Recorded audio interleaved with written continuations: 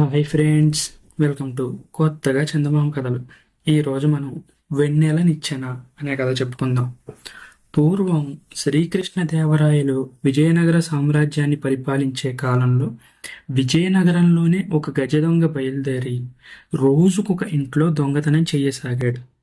వాణ్ణి పట్టుకోవడానికి శ్రీకృష్ణదేవరాయల మహారాజు గారు ఎన్ని ప్రయత్నాలు చేశారు, కానీ వాటిలో ఒక్కటి కూడా ఫలించలేదు. ఈ దొంగని ఎలాగైనా తానే పట్టుకు తీరాలని మన తెనాలి రామలింగడికి బుద్ధి పుట్టింది. అతను నలుగురు చేరిన చోటకల్లా వెళ్ళి, ఈ గజ దొంగ మా ఇంటి మీద ఎప్పుడు వచ్చి పడతాడో అని నాకు చాలా భయంగా ఉంది. ఎందుకంటే నేను శ్రీకృష్ణదేవరాయల నుంచి బహుమతిగా గెలుచుకున్న ధనరాశులన్నీ మా నట్టింట్లోనే పోసి ఉన్నాయి అని చెబుతూ వచ్చాడు. ఈ విధంగా తెనాలి రామలింగడి ఇంట్లో చాలా ధనం పోగుపడి ఉన్నదన్న సంగతి ఆ చెవిన ఈ చెవిన పడి త్వరలోనే గజదొంగ చెవిన కూడా పడింది. వాడికి ఆ సంగతి తెలిసి ఏదో ఒక రాత్రి తన ఇంటికి రావాలనే తెనాలి రామలింగడి ఉద్దేశం కూడా. దొంగ తన ఇంటికి వచ్చినప్పుడు ఏం చెయ్యాలో, ఎలా మాట్లాడాలో రామలింగడు తన భార్యకు బాగా నూరిపోశాడు. ఊళ్ళో వాళ్ళ మాటలన్నీ విన్న గజదొంగ ఎప్పుడెప్పుడు తెనాలి రామలింగడి ఇంటి మీద పడి ఆ ధనరాశులు దోచుకుందామా అనే ఆలోచనలో ఉన్నాడు.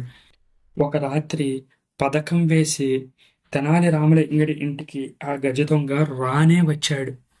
వాడి కోసం రాత్రిళ్ళు మేలుకొని ఉంటున్న రామలింగడు ఇంటి కప్పు మీద దొంగ కదులుతున్న అలికిడి వినగానే పక్కనే ఉన్న తన భార్యకు సైగ చేశాడు.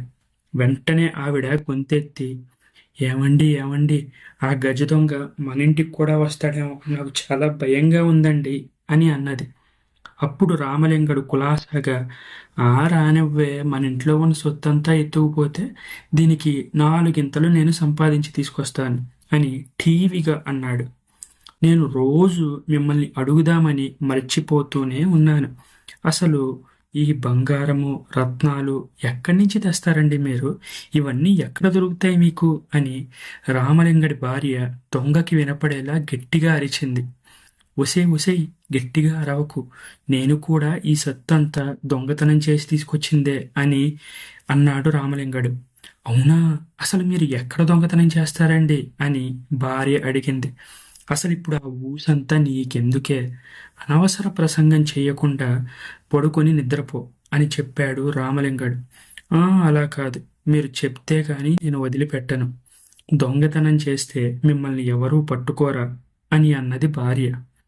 బ్రహ్మరుద్రుడు దిగి వచ్చినా పట్టుకోలేరు, ఎందుకంటే నా దగ్గర ఒక మంత్రం ఉంది అని రామలింగడు అన్నాడు.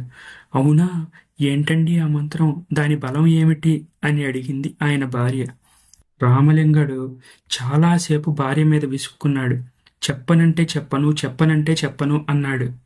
చివరికి, నన్ను శనిలాగా పట్టుకున్నావే, నేను నీకు ఆ రహస్యం చెప్తున్నాను, జాగ్రత్తగా విను.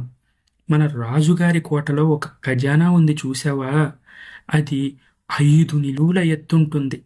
దాని కప్పుకు కొంచెం ఎగువగా గోడలో మనిషి పట్టేటంత గవాక్షం ఒకటి ఉంది.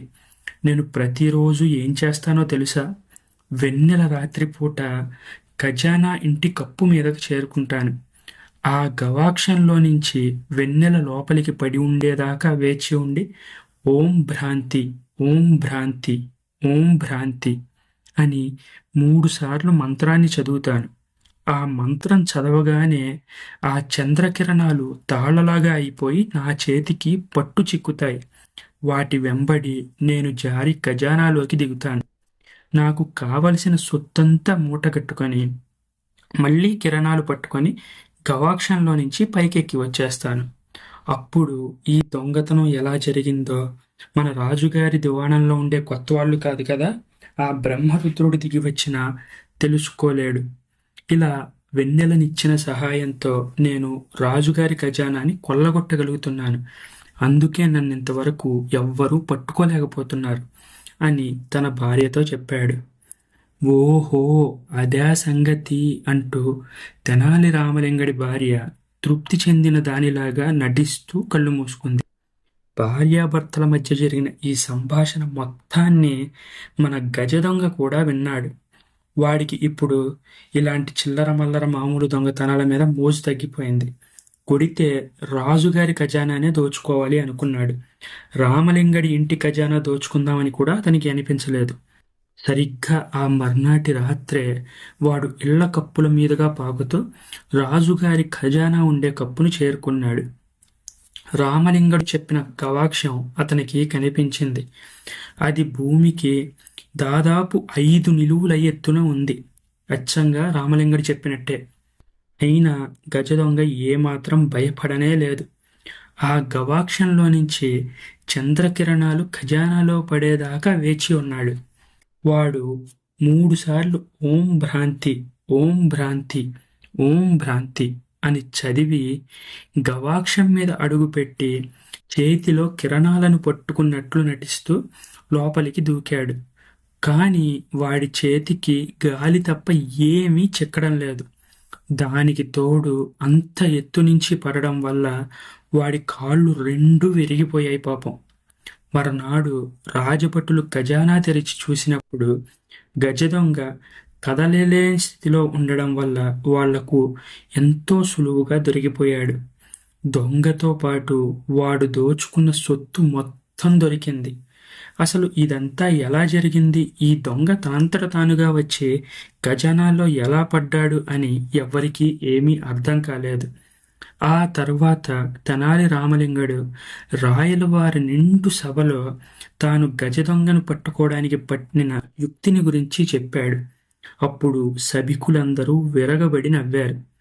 గజదొంగను పట్టించినందుకు రాయలవారు రామలింగడికి మంచి బహుమానం కూడా ఇచ్చారు.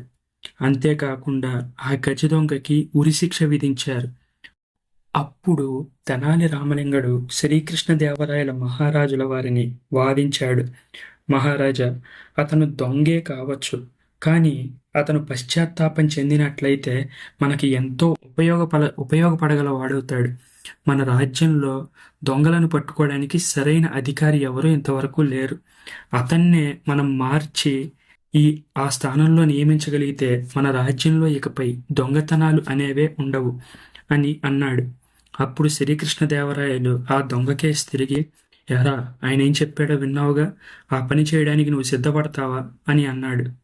అందుకు ఆ దొంగ, మహాప్రభు, ఇన్నాళ్ళు పొట్టకూటికి లేక దొంగతనాలకి నేను అలవాటు పడ్డాను. ఇప్పుడు పిలిచి కొలువిస్తానంటే నేను ఎందుకు వద్దంటాను అని ఆ దొంగ అన్నాడు. దీంతో తెనాలి రామలింగడి మాట మీద అతన్ని ఆ ఊరిలో కొత్వాలుగా నియమించారు. అది మొదలుకొని విజయనగర సామ్రాజ్యంలో ఏనాడు దొంగతనాలే జరగలేదు. ఈ కథ మీకు నచ్చినట్లయితే దీన్ని లైక్ చేయండి, మీ ఫ్రెండ్స్ అందరికీ షేర్ చేయండి. అలాగే మన ఛానల్ని సబ్స్క్రైబ్ చేసుకోవడం మాత్రం అస్సలు మర్చిపోకండి. Thank you friends.